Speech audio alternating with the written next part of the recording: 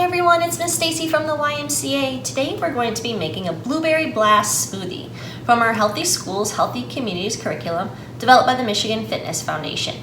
Anytime I want something really sweet for a snack, a smoothie is one of my favorite things to make. So your ingredients today are vanilla yogurt, and we're using frozen blueberries and frozen sliced bananas. If you're using fresh bananas and fresh blueberries, then you're gonna wanna add some ice to your blender. So to start, we're gonna add our vanilla yogurt to our blender. Then we're gonna add our fruit. And it's that easy.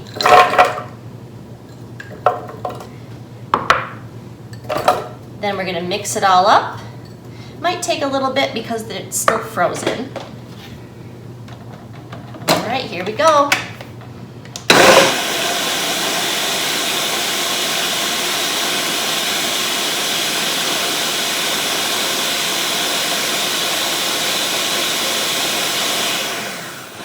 Let's check and see. I think it's all set.